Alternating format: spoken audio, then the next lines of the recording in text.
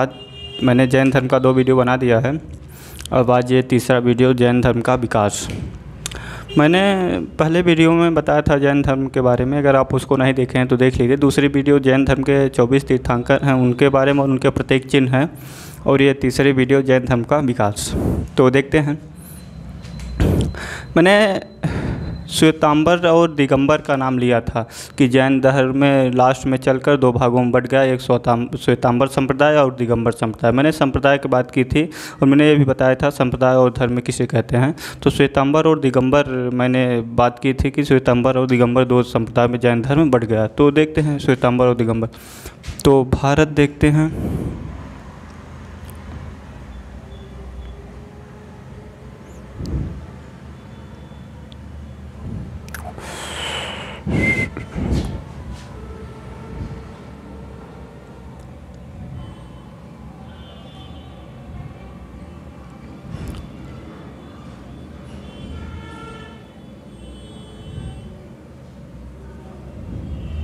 ये हो गया।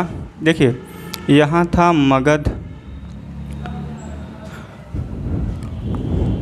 ये था मैसूर कर्नाटक। देखिए महावीर स्वामी को जब निर्वाण की प्राप्ति हुई, मतलब उनकी मृत्यु हो गई, उन्हें मोक्ष की प्राप्ति हो गई, तो उनका शिष्य था जो कि देखिए जैन धर्म में एक के बाद एक संप्रदाय, एक के बाद एक शिष्य, शिष्य के बाद दूसरा शिष्य, उसके बाद फिर तीसरा शिष्य, ऐसे ऐसे ऐसे करके 6ठी शताब्दी ईसा पूर्व में आ जाइए, तब वहाँ पर जाकर जैन धर्म का 2 भागों में विभाजन होता है। कारण ये था कि ये जो मगध है, मगध में अकाल पड़ जाता है। ये मगध है, यहाँ पर अकाल पड़ जाता है।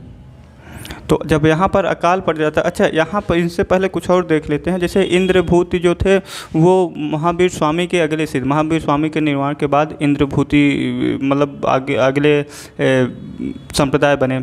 महावीर स्वामी के निर्वाण के बाद इंद्रभूति अगले संप्रदाय बने। तो इंद्रभूति की बात करते करते गए 6ठे शताब्दी में आ जाइए तो जैन धर्म 2 भागों में बढ़ गया। पहला था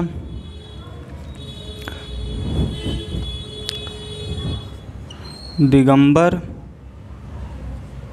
दूसरा था श्वेतांबर। देखिए दिगंबर और श्वेतांबर, तो जो दिगंबर था इसके थे भद्रबाहु,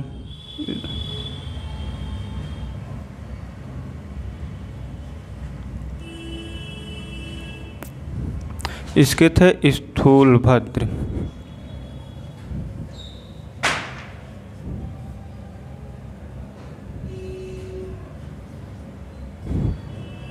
भद्रबाहु, इसके थे स्थूलभद्र। तो देखिए मगध में जब मगध में अकाल पड़ा तो क्या हुआ, यहाँ के जो भद्रबाहु के नेतृत्व में यहाँ पर जो मुनि संत मतलब जैन धर्मानुयायी रह रहे थे वो चले आए कर्नाटक, यहाँ मैसूर में। क्योंकि यहाँ पर अकाल पड़ गया था, यहाँ पर रहना ठीक नहीं समझे लोग, तो भाई अपने प्राण की रक्षा के लिए क्या किए, चले आए मैसूर में। मैसूर में आते ही कुछ यहाँ पर रुक गए, कुछ संत जो जैन धर्मानुयायी थे वो यहाँ पर रुक गए, कुछ नहीं आए, कुछ चले आए, कुछ नहीं आए। तो जब अकाल यहाँ का समाप्त हुआ और यहाँ से भद्रबाहु यहाँ से फिर वापस चले जाते हैं, यहाँ से वापस चले जाते हैं फिर मगध। तो जब मगध गए तो देखे कि मगध में जो लोग रह रहे हैं, मतलब जो पहले से ही धर्मानुयायी थे, जिनको छोड़ कर आए थे, जो नहीं आए थे भद्रबाहु के साथ, तो वो महावीर स्वामी के उपदेशों को नहीं मान रहे हैं। उपदेशों को ना मानना यह है कि वो वस्त्र पहनना प्रारंभ कर दिए। वो क्या कर रहे हैं, वस्त्र पहनना। अच्छा वस्त्र, जो पार्श्वनाथ थे ना, पार्श्वनाथ ये वस्त्र पहनने के विचार में थे कि भाई वस्त्र पहना जा सकता है, वस्त्र पहनिए, कोई दिक्कत नहीं। लेकिन जो महावीर स्वामी थे ये वस्त्र का परित्याग चाहते थे कि भाई निर्वाण के लिए वस्त्र नहीं पहनना चाहिए, और ये मतलब इनका कहना था कि निर्वाण के लिए वस्त्र पहने कोई दिक्कत नहीं है, वस्त्र आप पहन सकते हैं, आपके अनुसार है, आप वस्त्र पहन सकते हैं। ये इनका और इनका मानना था कि वस्त्र नहीं पहन सकते। तो यहाँ पर जो लोग थे वो वस्त्र पहनने लगे, मतलब वो श्वेतांबर संप्रदाय, मतलब सफ़ेद कपड़े पहनने लगे, इसलिए वो श्वेतांबर संप्रदाय कहलाए। और जो यहाँ पर थे यहाँ से मतलब मैसूर से फिर वापस गए भद्रबाहु के नेतृत्व में, वो क्या है, वो दिगंबर, मतलब वो बिना निर्वस्त्र। अच्छा, दिगंबर का मतलब होता है दिग का मतलब होता है दिशा, अंबर का मतलब होता है वस्त्र, मतलब जो जिसके दिशा ही वस्त्र हो उसे दिगंबर कहेंगे, जिसके दिशा ही क्या हो वस्त्र हो उसे क्या कहेंगे दिगंबर। अच्छा, दिशा 4 दिशा नहीं, दिशा कितने 10 दिशा, जिसके 10 दिशाएं क्या हो वस्त्र, ये मतलब दिगंबर संप्रदाय का ये मानना है कि जो हमारे वस्त्र हैं वो हमारे वस्त्र हैं, ये हमारे दिशाएं ही क्या हैं, हमारे वस्त्र हैं, अर्थात हम वस्त्र पहने हुए हैं, इसलिए उन्हें कोई फर्क नहीं पड़ता, वो निर्वस्त्र रहते हैं। और ये जो श्वेतांबर हैं जो स्थूलभद्र के नेतृत्व में, ये क्या किए, यहाँ पर वस्त्र पहनना प्रारंभ कर दिया, महावीर स्वामी की बातों का खंडन करने लगे। ये तो था दिगंबर और श्वेतांबर संप्रदाय। उसके बाद देखते हैं इसका विकास, जैन धर्म का विकास। तो जैन धर्म का विकास देखते हैं। मगध नरेश बिंबिसार, उसका पुत्र अजातशत्रु, मगध नरेश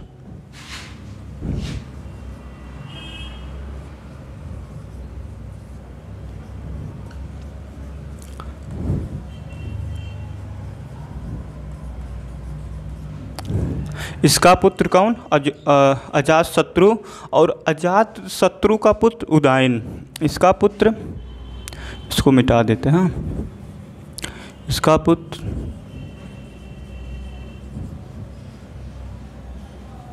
और इसका पुत्र उदयन,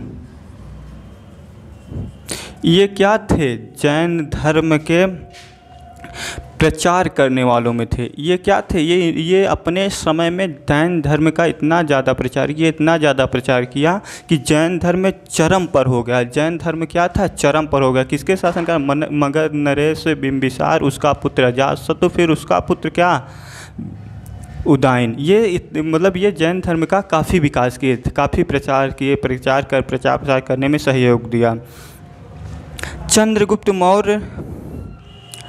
चंद्रगुप्त मौर्य भी जैन धर्म की दीक्षा ली। चंद्रगुप्त मौर्य जैन धर्म की दीक्षा किससे ली, चंद्रगुप्त मौर्य ने जैन धर्म की दीक्षा ली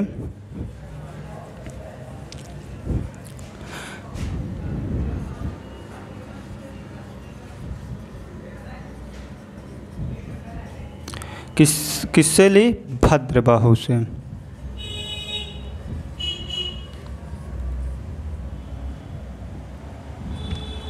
भद्रबाहु से क्या किए, ये चंद्रगुप्त मौर्य ने जैन धर्म की दीक्षा ली, और इनके समय भी क्या किए, जैन धर्म में प्रचार प्रसार। मैंने बताया था चंद्रगुप्त मौर्य ने संलेखना विधि से क्या कर लिया, अपने प्राण त्याग दिया और मोक्ष को प्राप्त कर लिए। उसके बाद इनके चंद्रगुप्त मौर्य के बाद आते हैं अशोक पुत्र। अशोक के पुत्र संप्रति, अशोक के पुत्र, अच्छा, अशोक आपको बौद्ध धर्मानुयायी मिलेंगे। अशोक क्या थे, बौद्ध धर्म के अनुयायी हैं, ये जैन धर्म में नहीं है, क्योंकि इन्होंने बौद्ध धर्म स्वीकार किया और अपने समय में बौद्ध धर्म का बहुत लोग काफ़ी प्रचार किया बौद्ध धर्म का अपने समय में। अपने पुत्र महेंद्र को और अपनी पुत्री संघमित्रा को श्रीलंका जैन धर्म बौद्ध धर्म के प्रचार के लिए भेजे। इन्होंने खुद बौद्ध धर्म अपनाया।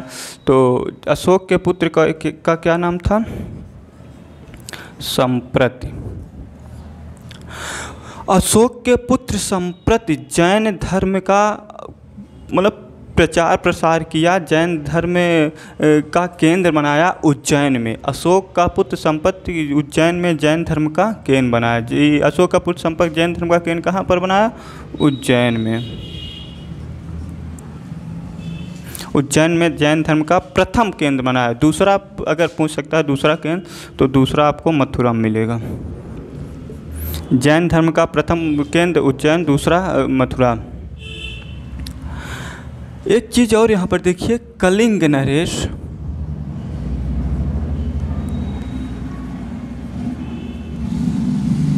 मैं बौद्ध धर्म की बात नहीं कर रहा हूँ। अशोक ने कलिंग पर नरसंहार कराया था, जैन की बात है। कलिंग नरेश खारवेल, इसे जैन धर्म का संरक्षण माना जाता है। कलिंग नरेश खारवेल को जैन धर्म का क्या माना जाता है? संरक्षक माना जाता है कि ये जैन धर्म के संरक्षक के रूप में काम करता है। जैन धर्म का संरक्षक है ये। जैन धर्म का प्रचार प्रसार भारत में तो खूब चरमों पर था। भारत में आज भी जैन धर्म अच्छे, मतलब कि जैन धर्म के अनुयायी संख्या ठीक है। बौद्ध धर्म में उतने ज़्यादा नहीं, लेकिन जैन धर्म वाले ठीक हैं। जैन धर्म की संख्या कुछ ठीक है, लेकिन भारत के बाहर जितना बौद्ध धर्म का प्रचार हुआ उतना जैन धर्म का प्रचार नहीं हो पाया।